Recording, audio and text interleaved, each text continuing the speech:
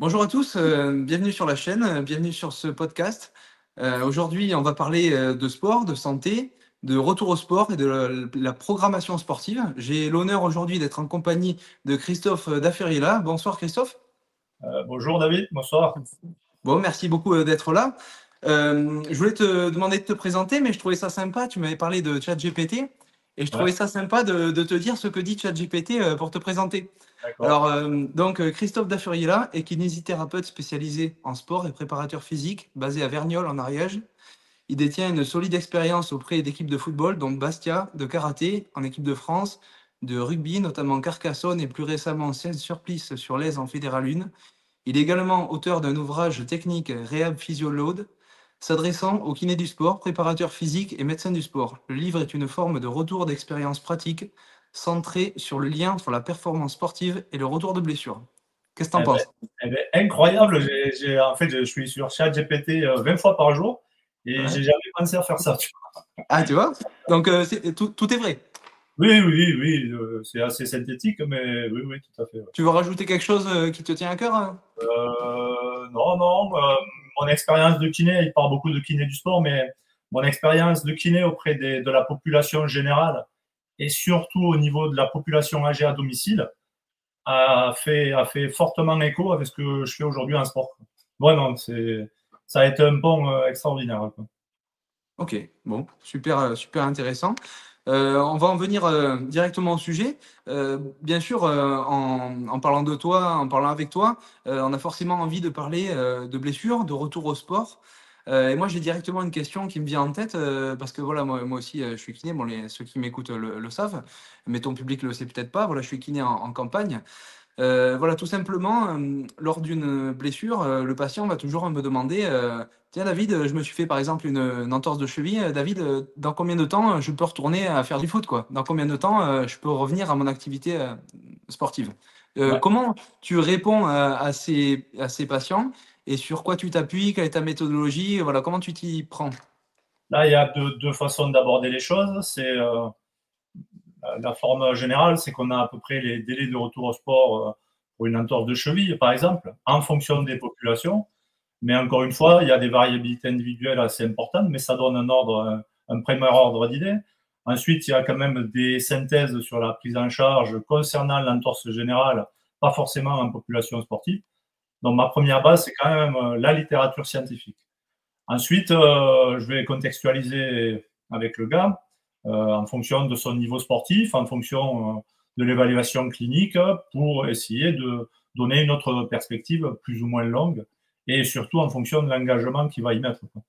Voilà. Donc, classique, littérature scientifique, contextualisation et expérience personnelle. Quoi.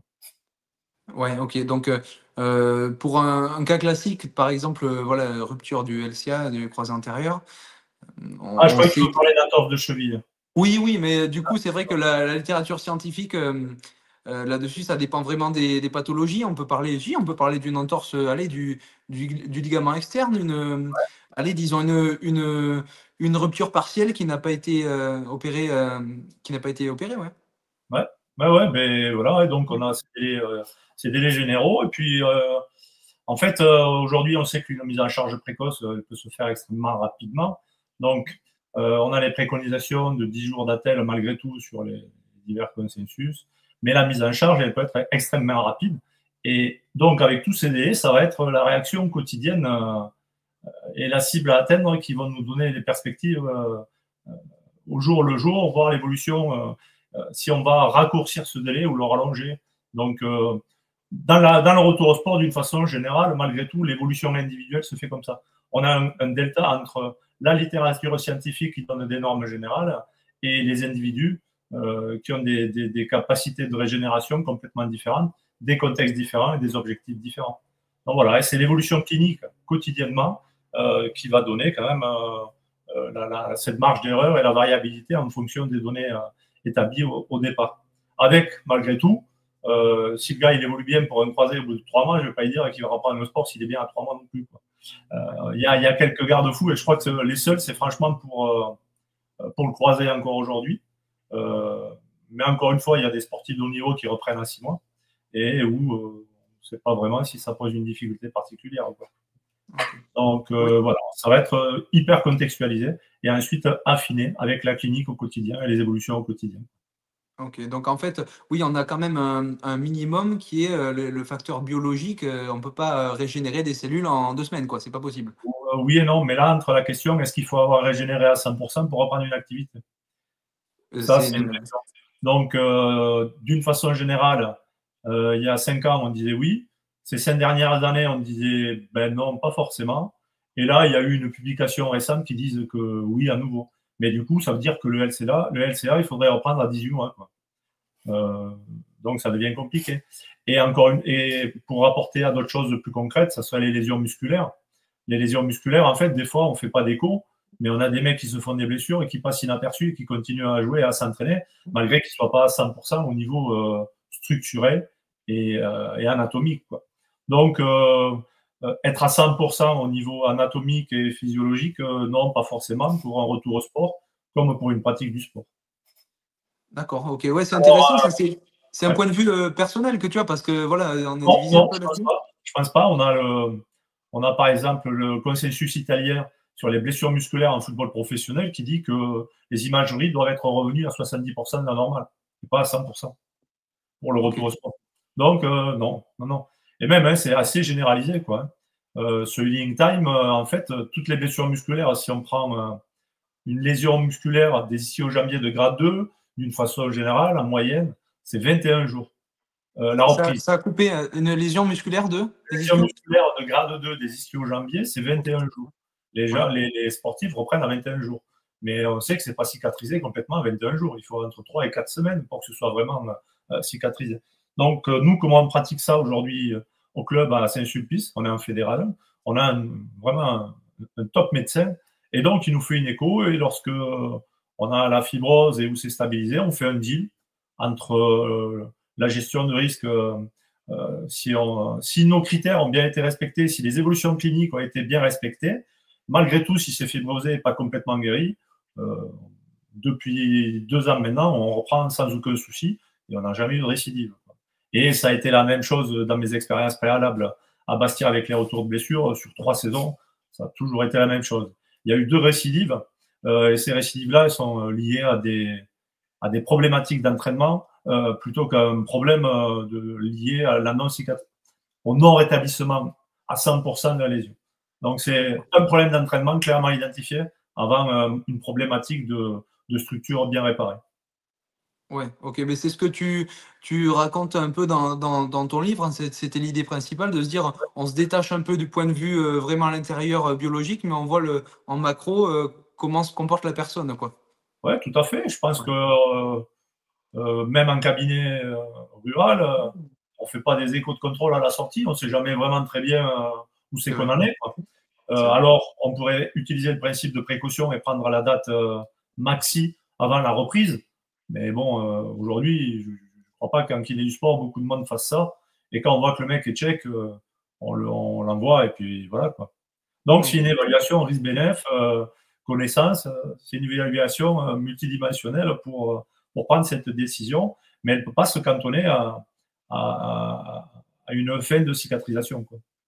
Ouais, d'accord. Mais c'est super intéressant. Et aussi, bah, du point de vue du patient, si on en a qui nous écoutent, c'est important de comprendre qu'en fait, on a tous envie de poser cette question en tant que patient. Et ce qui va nous donner des éléments de réponse, c'est notre progrès au jour le jour, c'est ce que tu es en train de dire.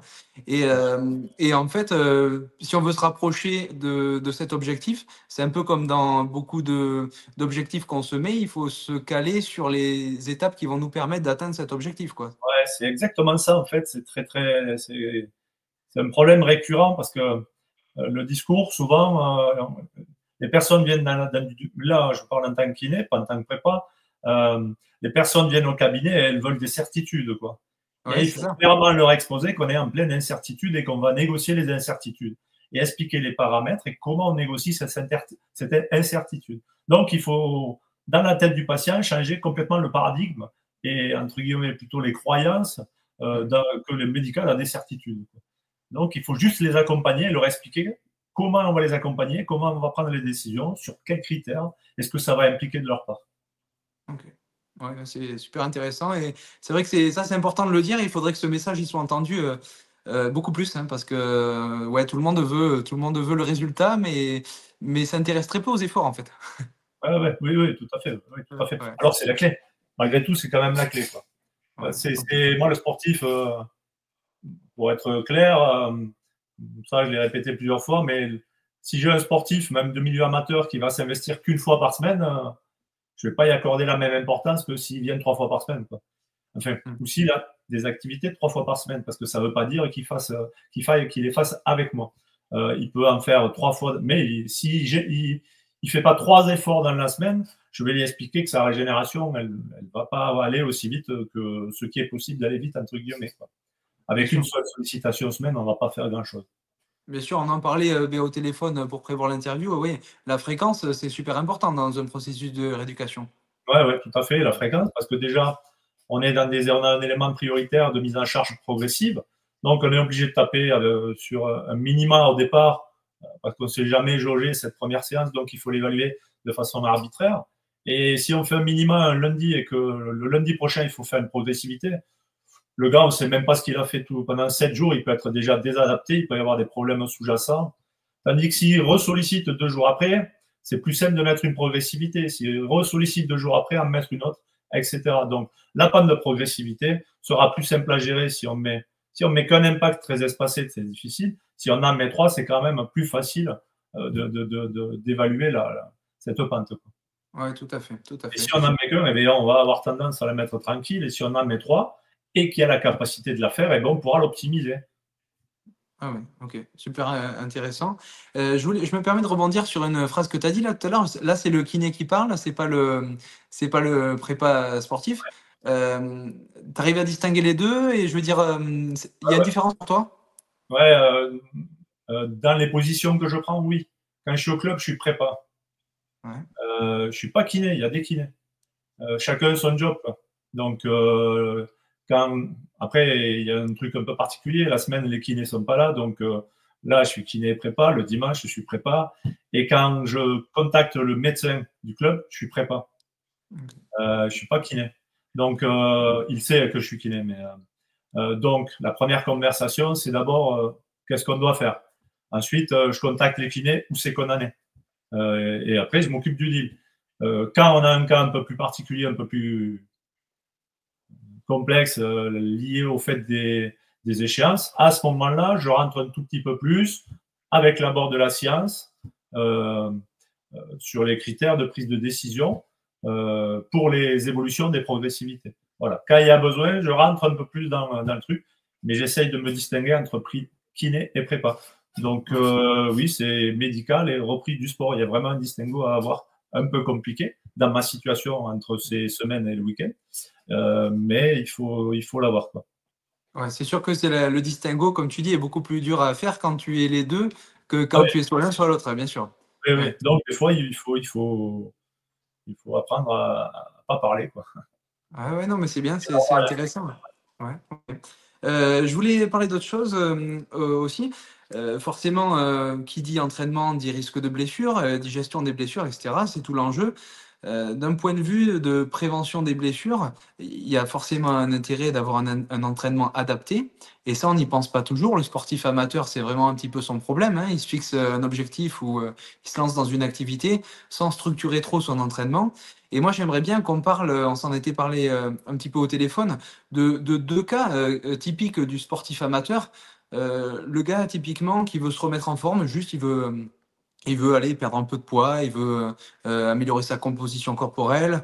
Voilà. Comment cette personne, on va structurer un programme sans risque et quels principes on va mettre en place pour ce type de personne, quoi. Et Ouais, après, je voudrais, voilà, pour finir, pardon, je voulais comparer ça avec un autre cas où quelqu'un va se préparer pour un objectif, typiquement atteindre un jour, faire un trail ou une course 10 km sur route, par exemple. Voilà, pour distinguer ces deux cas. d'accord. Ouais, le premier cas, en fait, ça fait référence à ce que je disais tout à l'heure sur les personnes âgées et les sportifs, quoi. Sur le sportif qui va se remettre en activité et qui a des objectifs de santé, ça veut dire déjà qu'il ne pratiquait pas des masses, quoi. Donc,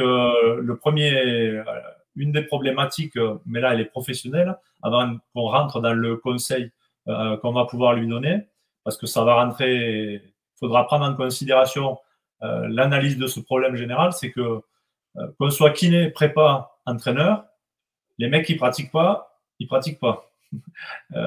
Tu peux leur donner tous les conseils du monde, pour lui mettre le pied à l'étrier pour qu'ils pratiquent régulièrement, ça va être compliqué.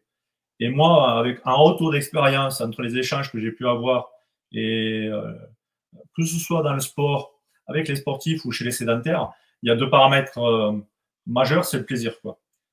Quand on me dit quelle activité je dois faire, j'ai dit, il n'y a pas d'activité, tu fais celle qui te plaît. Ça, c'est le premier paramètre. Absolument, tu fais celle qui te plaît. Et le deuxième paramètre, essaye de le faire avec du monde, l'aspect social. Pour moi, un gars qui pratique pas du tout, il faut qu'il ait une activité plaisante, pas forcément ludique, mais au moins plaisante et qu'elle soit faite en groupe avec quelqu'un qui manage ou une émulation collective. Parce que sinon, solo, c'est très très rare des mecs qui arrivent à avoir une activité régulière et à remettre un pied à l'étrier après avoir été sédentaire pendant 1 an, 2 ans, 3 ans ou 4 ans. Donc les premiers paramètres, c'est cela. Donc ça, c'est systématiquement la première info que je donne à ce sportif sédentaire. Ensuite, qu'il soit sédentaire ou amateur, maintenant, je vais lui dire qu'il faut 1, 2, voire 3 activités par semaine. Encore une fois, on en revient à ce qu'on disait tout à l'heure, une seule activité par semaine, on va faire un entretien, mais c'est même pas avec les préconisations de l'OMS, de santé générale, quoi. On en revient toujours à la même. Là, je te parle d'expérience après des années, mais pour moi, si on ne fait pas 3 sollicitations en semaine, à minima 2, 3, on peut progresser, c'est très empirique. 3, on va progresser, 2, on va stabiliser. Et donc, c'est vraiment de faire ça. Et là, on en revient à ce qu'on disait tout à l'heure concernant les personnes âgées ou les sportives de haut niveau, c'est la fréquence. La fréquence, c'est vraiment un critère particulier sur l'entraînement ou sur la remise en forme. Et le petit tip que je peux donner, celui que je donne à la sédentaire de 55 ans qui veut faire de la marche ou qui fait une activité, qui vient au cabinet parce que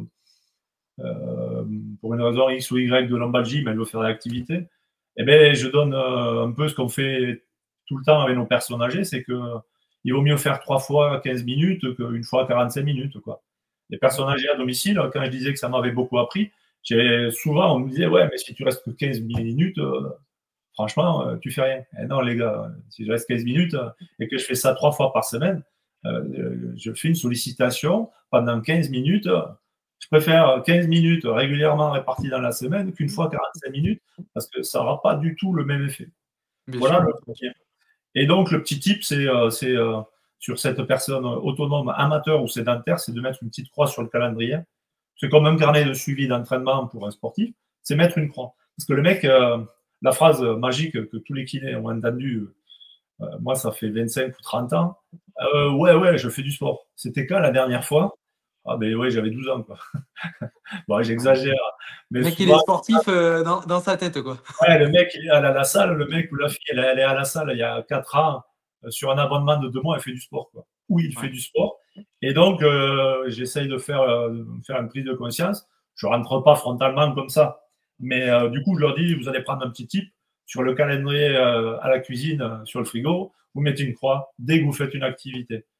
Quand vous avez mis 2 croix dans la semaine, on est pas mal. Quand vous avez mis une croix chaque 15 jours, là, vous vous mettez dans une zone où c'est pas confortable. Donc, il faut des croix, une minimum, voire 2 par semaine. Et si tu es sportif, mais en 3, c'est quand même beaucoup mieux. Okay. Voilà le petit tip sur un sportif amateur.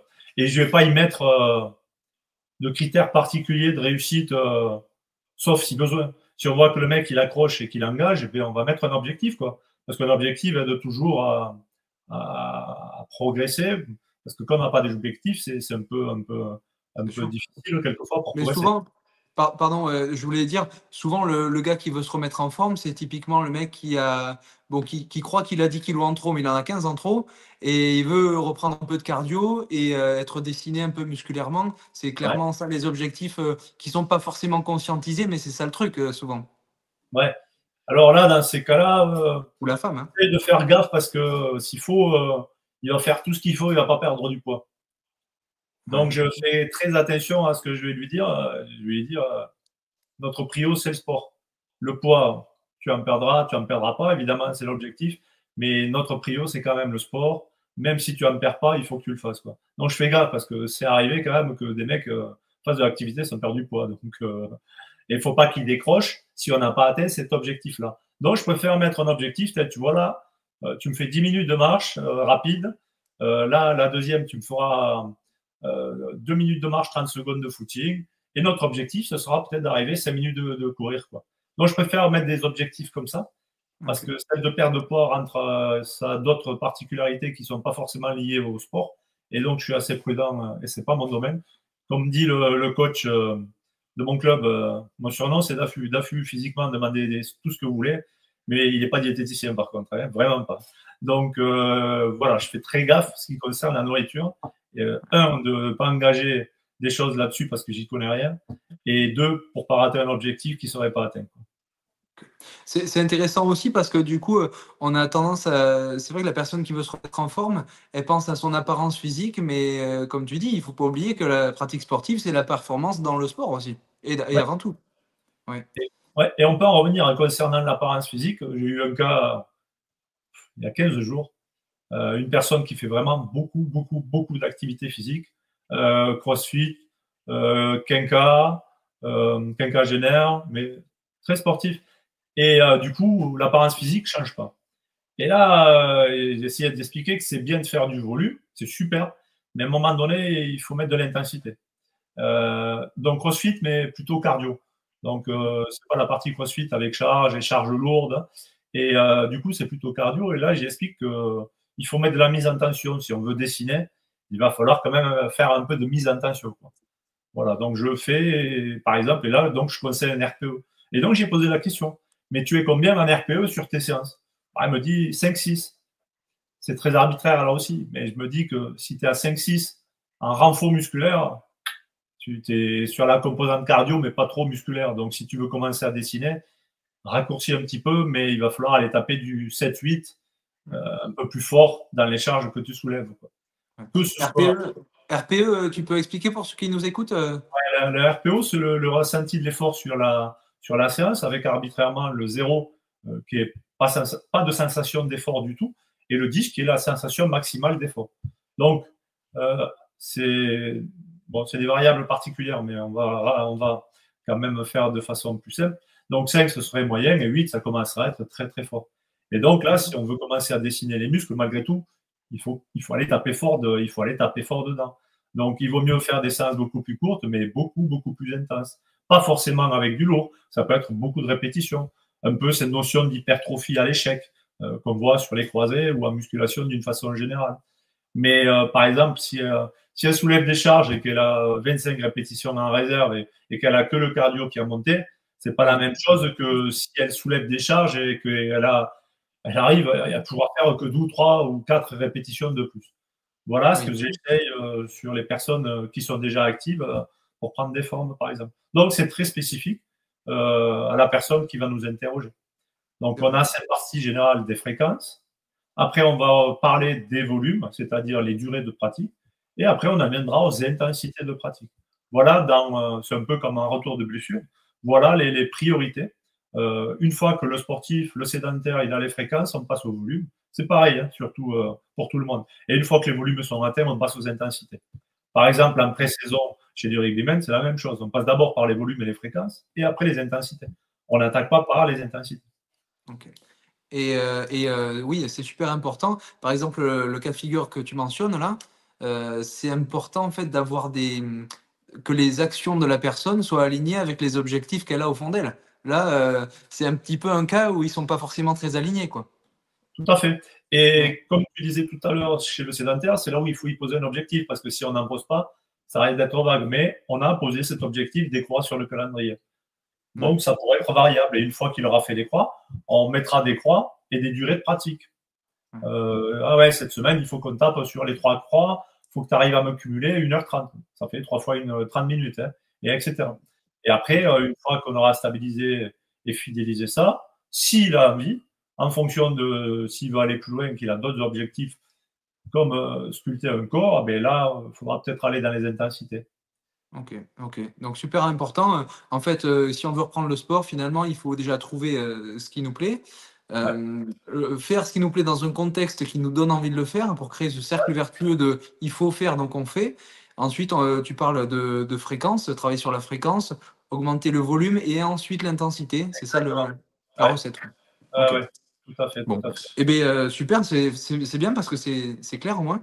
Le deuxième cas, j'aimerais qu'on en parle, par exemple, une personne, on parle d'un sportif amateur, mais quand même sportif du dimanche, tu vois? Mmh. La personne qui a jamais structuré son entraînement et qui se dit: «Bah, tiens, allez, dans, 2-3 mois, là, je vais faire, le 10 kilomètres de, je sais pas quoi, 10 kilomètres de Paris», mettons.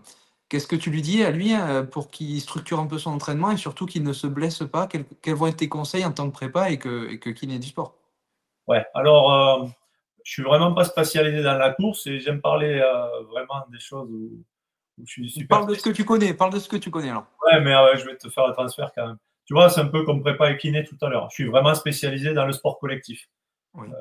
Sport co, tu me donnes n'importe quel sport, co, il n'y a pas de souci. Euh, Quelques sports individuels, pareil. Le jogging avec une cible kilomètre, c'est un peu plus délicat. Euh, je serai très généraliste et pas extrêmement précis. Donc là, si c'est un sportif amateur, franchement, je vais arriver à le lui faire, son 10 bornes. Je vais m'aider avec des plans que j'ai déjà et lui structurer. Mais encore une fois, ça va partir de la même chose. On va d'abord construire les volumes. J'ai vraiment, hein, je prends large. Encore une fois, on va construire les volumes et les fréquences. Après, on passera par de l'intermittent long, de l'intermittent court, et après, on remixera tout ça dans l'ensemble sur la fin, avec des cibles de kilométrage et de durée de pratique. Donc, c'est faire un plan général, quoi. Euh, et mais là encore, la difficulté, ça va être l'adhésion. Faire un 10 km sur un amateur, s'il ne fait pas 3 sorties par semaine, entre 2 et 3 sorties par semaine, là encore, c'est compliqué, quoi. Alors, il peut y en avoir, hein. On voit des mecs qui ont de l'accroche sur de la course qui s'y mettent d'un coup, hein. Mais moi, ce que je vois, la majorité, c'est quand même pas ça, quoi. Les mecs qui sont déjà très aguerris et ça fait perpète qu'ils le font. Mais des mecs qui se mettent des amateurs qui me demandent ça et qui s'y mettent, c'est déjà beaucoup plus rare. Donc, Ouais. ça va être plutôt donc ce plan général que je viens de te dire, quoi. OK, OK. OK Donc, tu et vois, donc, je suis beaucoup plus flou parce que c'est beaucoup moins mon domaine. mais il y a pas de souci, mais du coup, j'aimerais bien qu'on parle d'un objectif, tu vois, assez à court terme parce que souvent c'est ça qui se passe chez les sportifs amateurs. Tu te lances un défi à moyen terme, tu vois, moyen court terme. Dans les domaines que tu connais, dans le sport, ça peut être quoi comme exemple qui peut rejoindre ça? C'est délicat parce que le sport collectif, en fait, le travail se fait en pré-saison, quoi. Et il se Ouais, fait au club. Ça se fait dans ouais. un club. Ça se fait pas. En fait, le sport co, ça se fait dans un club. Et toi, tu es C'est dans les sports co, c'est sûr, c'est sûr. ouais, c'est la Ouais. compétence du staff qui fait le truc, quoi. Mmh. Euh, la préparation préalable, les staffs donnent des préparations préalables. Alors, on n'a pas ça dans tous les niveaux, mais le mec, encore une fois, la recommandation, celui qui veut attaquer du foot, du rugby, et qui est dans un niveau où il n'y a pas un prépa ou un staff, entre guillemets, compétent pour lui donner le truc, pareil, c'est d'aller pratiquer 2 à 3 fois des activités qui lui font plaisir dans la semaine et garder le ronron quotidien, quoi. Garder le ronron hebdomadaire pour attaquer son activité le moins difficilement possible en pré-saison. Ouais. Mais encore une fois, du coup, si on avait, pour faire plus large, sans parler d'une activité particulière et d'un sportif, par rapport à la question, je pense que la question, c'est tu as une échéance le 1er août, on est quoi? Allez, on a une échéance le 1er octobre, et comment on fait le plan? Donc, en fait, les 2, 3 dernières semaines de ce plan, il va falloir qu'on se rapproche du plus spécifique de son activité. Ouais. Ok, là, on Et va être. pardon, je te coupe, mais est-ce que ça aurait du sens, par exemple, de parler du cas d'un rugbyman d'un club, de village, tu vois, à petit niveau, qui s'est blessé, il y a pas de préparateur, c'est rien, c'est vraiment un rugby, tu vois? Ouais, Il a le match, tu sais, de la finale qui est là dans un mois et demi et il veut ouais, absolument jouer, tu vois? Est-ce qu'on ouais. peut parler de ce gars qui revient de blessure? Ouais, ça peut faire écho encore une fois avec ce gars qui va préparer les 10, quoi. Ouais, Euh, donc, tu fais une planification rétroactive. Mais d'abord, il faut faire. Les objectifs sont quoi? Sur le gars qui fait les 10 km, c'est les 10 km. sur le gars qui fait le rugby, avant qu'il joue son match, le rugby, le foot, avant qu'il joue son match, il va falloir qu'il s'entraîne. Alors oui, tu as des coachs qui vont, sans s'entraîner, prendre le mec et le faire jouer, mais c'est quand même très rare. Donc, à la rigueur, c'est avoir au moins 15 jours d'entraînement normal. Donc, ça suppose qu'il doit avoir 15 jours d'entraînement normal et la dernière semaine, le match. Ça veut dire qu'il aura été, la dernière semaine, il va être sollicité 3 fois dans la semaine. Donc, rétrospectivement, dans les 5-6 dernières semaines, il faut l'amener à pratiquer 3 fois par semaine. Premier point. On fait une planification rétroactive. Ensuite, on sait que l'entraînement du mardi, il est de 70 minutes. Celui du jeudi, il est de 60 minutes. Et il veut jouer 30. Donc, il faut qu'on l'amène à avoir 3 activités de 70, 60 et 30. La dernière semaine, il faut être capable de ça. La semaine avant, il faut être capable de ça. La semaine avant, il faut avoir atteint à peu près ça. La semaine avant, il faut l'amener à avoir atteint à peu près ça. Et on sait que les intensités sont de 5, 5, 5 aux 3 activités. Donc, il faut qu'on amène aussi 3 semaines avant 70 minutes le mardi, 60 minutes le jeudi, 30 minutes le dimanche, sur une intensité de 5 sur 10. Et maintenant, on va l'amener. Comment on amène ça? Cette semaine avant, eh peut-être qu'on fera que 2 fois 30 minutes à 3 sur 10. La semaine après, on fera 3 fois 30 minutes à 3 sur 10. La semaine après, on amènera 3 fois à 50, 70 et 30, j'ai oublié les chiffres. La semaine après, on fera les intensités. Voilà, on fera à nouveau, on amènera à augmenter, une fois qu'on a déterminé l'objectif final, le nombre de fois par semaine, les durées, les intensités, on amènera le gars à pouvoir encaisser ses fréquences d'entraînement, les mêmes durées d'entraînement et les mêmes intensités d'entraînement. Au départ, on l'amènera sur des activités qui peuvent être le vélo, s'il a besoin d'être en décharge, la natation, etc. Et petit à petit, il faudra coupler tous ces critères de fréquence de reprise, de volume de reprise et d'intensité de reprise vers l'activité. Les 2 ou 3 dernières semaines, il faudra se rapprocher le plus de l'activité. Donc, dans une première partie, on aura fait augmenter les fréquences et les volumes, peut-être dans des activités adaptées. Et progressivement, on amènera la pratique adaptée avec toujours en leitmotiv nos fréquences, nos durées et nos intensités à atteindre. Et pour le coureur de 10 bornes, c'est un peu la même chose. C'est-à-dire, même si lui, c'est un one-shot, c'est une course, mais il faut l'amener à encaisser ces 10 bornes, donc il faut 3 sollicitations par semaine. 2 sollicitations, c'est un peu short. Donc, toutes les semaines, il faudra qu'il sollicite 3 fois. On construira ses fréquences au départ, puis ses volumes, et ensuite les intensités, c'est-à-dire les vitesses.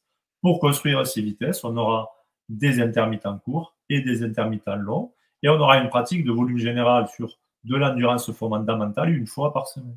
L'endurance fondamentale est un critère majeur en course. L'endurance fondamentale, ça veut dire un footing plutôt long, entre guillemets. S'il fait un 10 bornes qu'il n'a jamais fait, on va dire qu'il va taper, peut-être 1 heure.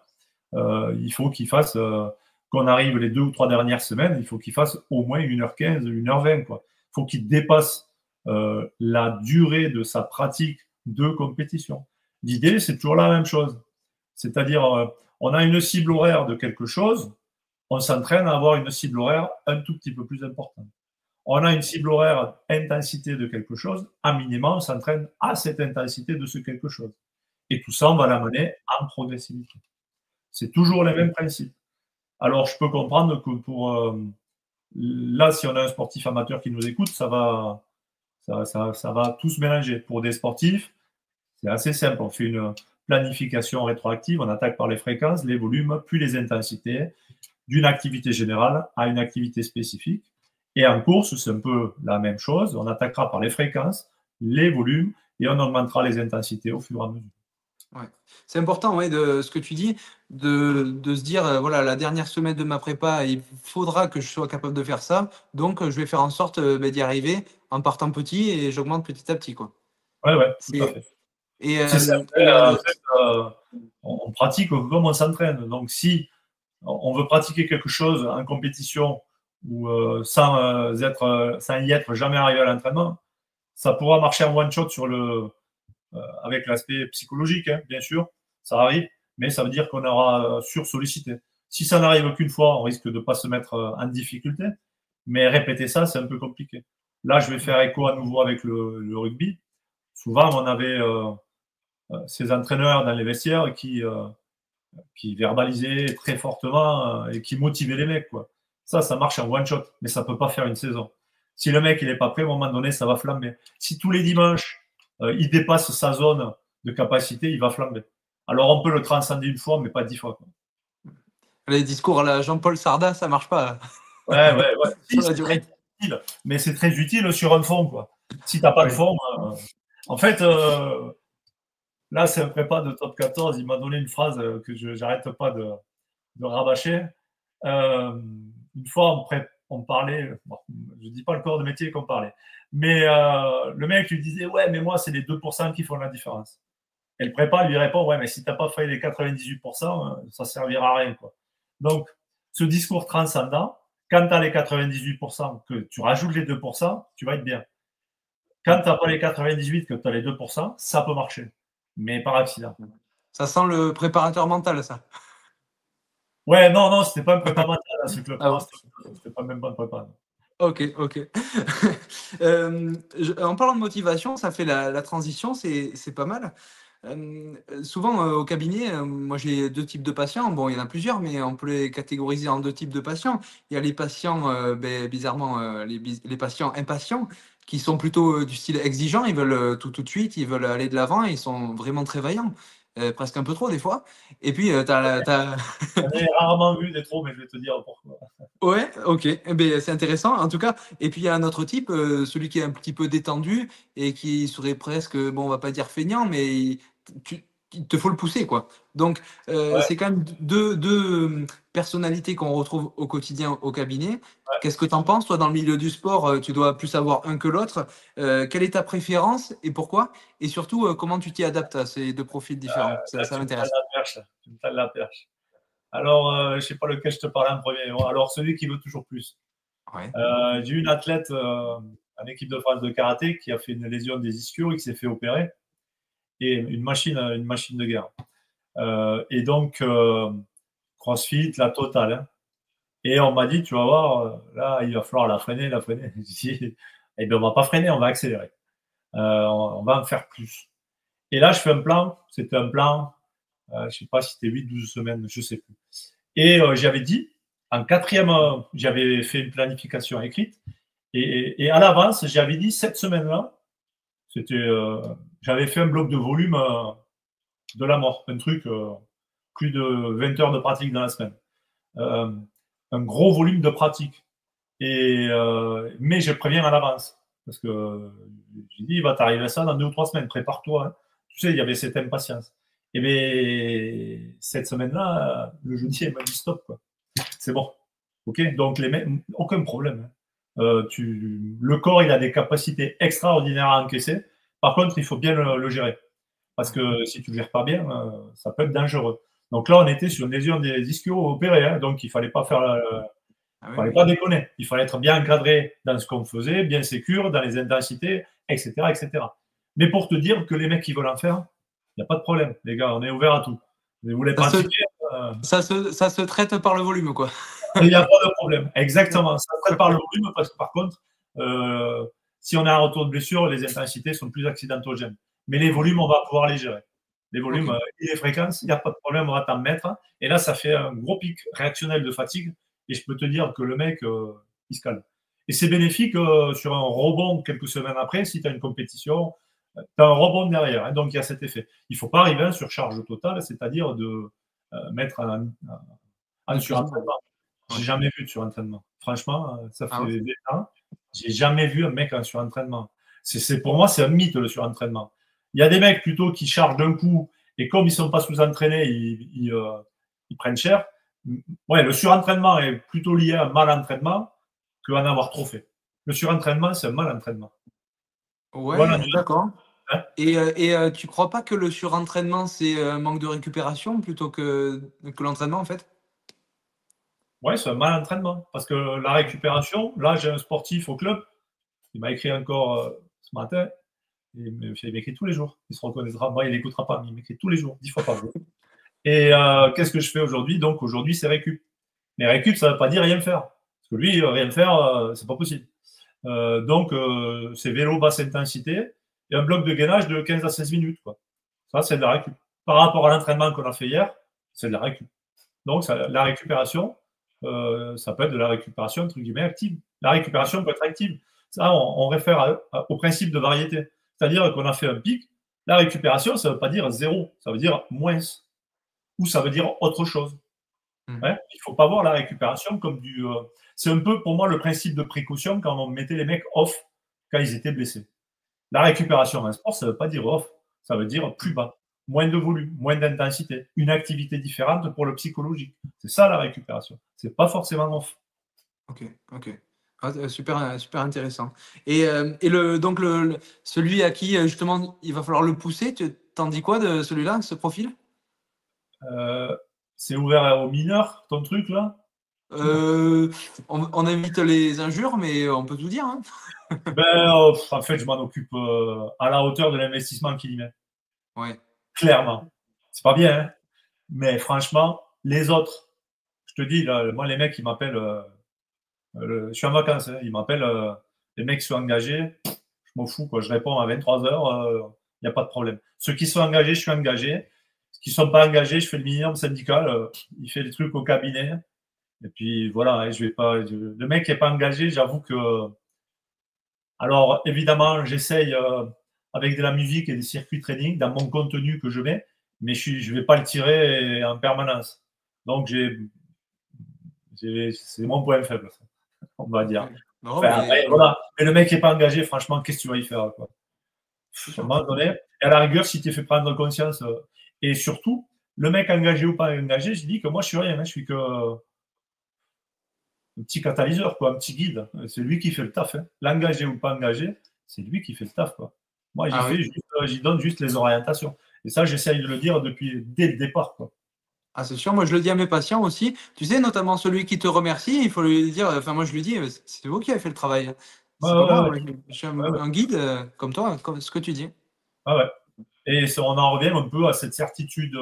C'est les deux leitmotifs vraiment à retenir pour moi. La certitude qu'on a sur les délais, sur le médical. Eh bien non, on vous accompagne dans l'incertitude.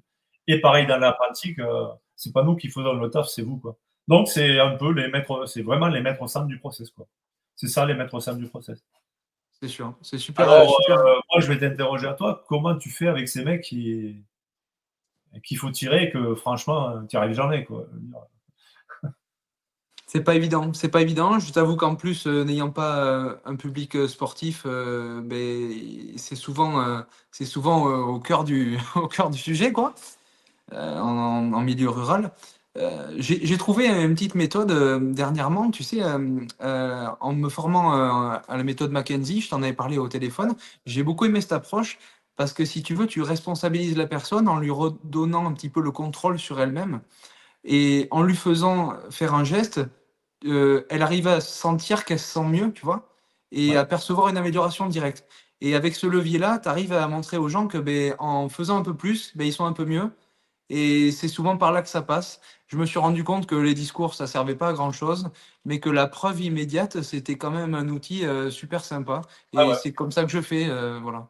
Comme ça Et que je après, fais. on en revient à notre sujet de départ, c'est la fidélisation et comment ils vont continuer, quoi. Et on en revient à ce conseil du plaisir et de la communauté pour que tout ça puisse continuer dans le temps, quoi. C'est sûr, c'est sûr. Et je voulais parler de ça, et du coup, en parlant de faire les choses, faire ce qui plaît, et cetera. Souvent, beh, je pensais à une patiente là, la semaine dernière, qui me disait: «Est-ce que je le fais bien l'exercice?» et j'ai pensé à toi aussitôt parce que, voilà, dis-nous ce que tu en penses. Un exercice bien fait avec la bonne technique, c'est important? C'est vraiment la le cœur du sujet ou qu'est-ce que tu en penses? Oui, exactement. On en revient à ce qu'on disait, enfin, tout fait lien avec ce qu'on disait, quoi. La Ouais, phrase, c'est que le bon exercice, c'est celui qui est fait, quoi. C'est juste celui qui est fait, quoi. Donc, au départ, il faut l'activité, pareil. Quelle est la bonne activité? Il n'y en a pas. C'est celle qui te fait plaisir et celle que tu feras. Donc, la c'est ça. priorité, avant tout, c'est celle-là. Et là, on va me dire, ouais, mais sur une croisée, si tu fais mal, arrête, quoi. Tu fais un squat en décharge avec un tempo de 3-3-3, enfin, tu risques rien. Donc, ne te Mmh. prends pas la tête sur le bon mouvement, même s'il rentre un peu le genou, tu ne vas pas le flammer. Alors, on va parler à 4 semaines. Il fait un squat à vide avec un petit génu valgum. il ne va pas s'enflammer. Donc, et en plus, très rapidement, par exemple, pour prendre le cas des LCA, je rentre dans des circuits training très rapidement. Je mets un timer, de la musique, parce que c'est rapidement pénible, la rééducation du croisé. Le mec, ça ressasse. Donc, je mets des circuits, comme j'utilise au club depuis une dizaine d'années. J'ai une baffle avec de la musique et je mets des circuits de 20-10 ou de 30-10 ou de 45-15. Au tableau, je marque des exos et je m'en fous s'il ne fait pas bien l'exercice. Fais ton squat, fais ci, fais là. Tu le fais tranquillement, par contre, tu ne mets pas de l'intensité, tu mets de la répétition à ton rythme. Tu changes, tu mets la répétition à ton rythme et après, on verra. Après, on augmentera le volume, la fréquence et après, on augmentera l'intensité. Mais à ce moment-là, tu auras tout restabilisé dans le système et on n'aura pas à se préoccuper de ton mouvement parce qu'il se fera d'office bon. Donc, le bon mouvement, pour moi, il se fait direct avec la gestion de l'activité dans les progressivités, que ce soit des fréquences, des volumes, des intensités et des contenus qu'on propose. Donc, en fait, c'est toujours la même chose. Alors, une fois que là, j'entends des haltérophiles ou des profs de sport avec des barres à bloc, alors il y a un bon mouvement sur la performance. Une barre, si elle commence à passer devant sur un snatch, évidemment, on perd de l'inertie et de l'efficacité. Mais pareil, quoi. Quand on voit des haltéros quand même qui ont des valgommes, qui plient dans tous les sens, et même chose. La question, c'est d'être prêt à ce que tu vas faire et ton corps a une marge d'erreur. Et cette marge d'erreur, le plus gros risque, c'est quand même l'intensité. Donc, si tu fais un mauvais mouvement, entre guillemets, pour les puristes, sur des petits volumes, des petites fréquences et des petites intensités, il n'y a pas mort d'homme. Donc, c'est pas la priorité, c'est pas dire au mec, et en plus, lui créer du nocebo, lui dire ah non, aille-moi ça de suite. Je m'en tape un peu, quoi. Fais-moi ton squat, tranquillou, allez, fais-en deux. Qu'est-ce que tu peux descendre de 1 cm, je m'en fous, fais comme tu veux, fais-en deux. Par contre, répète dans la séance et répète dans la semaine plusieurs fois. Tout à fait, tout à fait.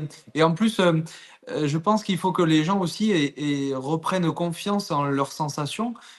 C'est-à-dire que bon, à condition de ne pas être shooté par des antalgiques, tu vois, mais la sensation de douleur, tant que tu es en infradouloureux, ça te protège énormément. Tu sais que tu fais pas de conneries, quoi.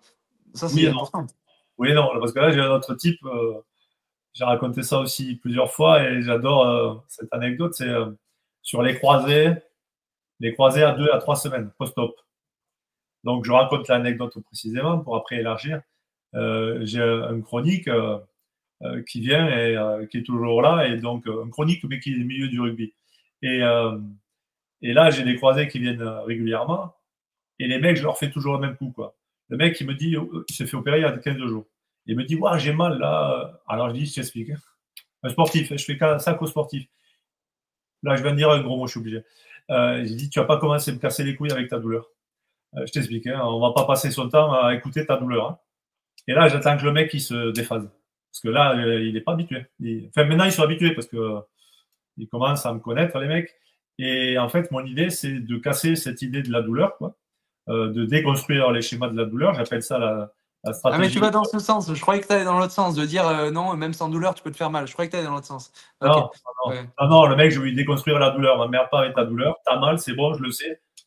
J'exagère encore. Je suis pas ta mère. On va y arriver. Et donc, il faut un choc. Je veux lui déstructurer sa notion de douleur, mais partout. Je fais ça en prépa, même en prépa, quand là, on est sur un croisé, mais surtout, hein, le mec, ils me le font plus. J'ai mal là, j'ai mal là. Après, je raconte une autre anecdote, ils me le font pas. Ils savent. Mais je reviens à ce cas du LCA, parce que si on en reste là, c'est dramatique. Et là, je vais au tableau et j'explique au mec, je fais une abscisse et une ordonnée, et j'explique au mec, voilà, on est là. Ta douleur, elle va faire ça. Et on va avoir une tendance à la baisse. C'est tout à fait normal aujourd'hui que tu aies mal. Et à 2 mois, tu n'auras plus de douleur. Alors, on va surveiller. Des fois, tu auras des pics d'inflexion, des pics d'inflexion douloureux. OK, tu m'en parles, mais ça ne change rien au plan. Notre plan, il est structuré. Ne t'inquiète pas. On va gérer les progressivités et ta douleur va diminuer au fil du temps, mais ne t'affole pas pour la douleur. C'est normal en post-op pendant le premier, voire le deuxième mois. Voilà. L'idée, c'est de déstructurer et ensuite mettre un schéma pour recontextualiser cette notion de douleur. Okay. Voilà la notion de douleur. Et En fait, je fais ça parce que si tu commences à rentrer dans les discours des douleurs avec certains, tu t'en sors jamais. Et, C'est pas faux. et donc, je passe par la stratégie de la déconstruction totale immédiate par le choc. C'est une stratégie, c'était un peu pareil j'ai eu fait des formations, c'est Stéphane Morin qui m'avait appris ça. La première journée consistait à déconstruire les connaissances, quoi. Parce que ce mode de réflexion est tellement différent avec celui qui est habituellement que si tu déconstruis pas et que tu commences à expliquer comment tu réalises tout ça, c'est compliqué. Les mecs se raccrochent systématiquement à leurs repères et ils ont du mal à prendre le relais sur le tien. Donc, pareil pour la douleur. Il faut déconstruire. Sinon, tu passes ton temps, le mec, il passe ton temps à cibler et à focaliser sur ça. Ok, donc super intéressant. En fait, le gars, tu le fais rentrer dans ton univers et puis il est dans tes mains et il croit au processus, quoi. Voilà. Super.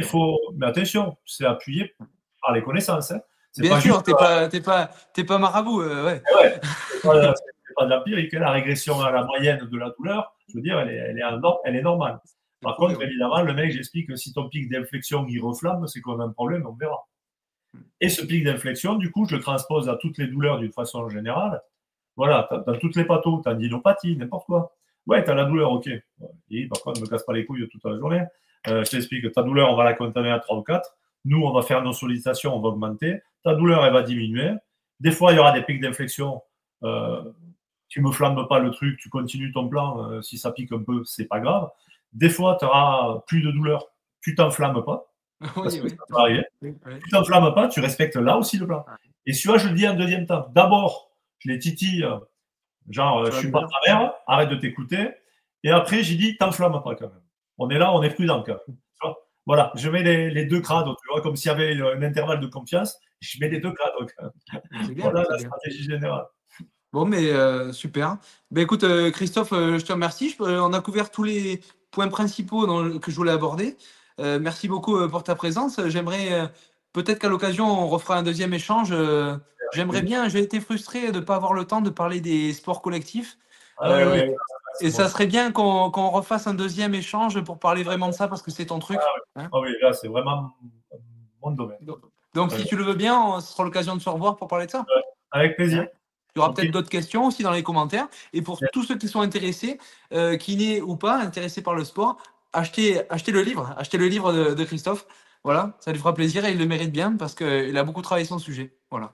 Allez, ça marche. Merci beaucoup. Merci beaucoup Christophe, à bientôt. Allez, au revoir. Ciao.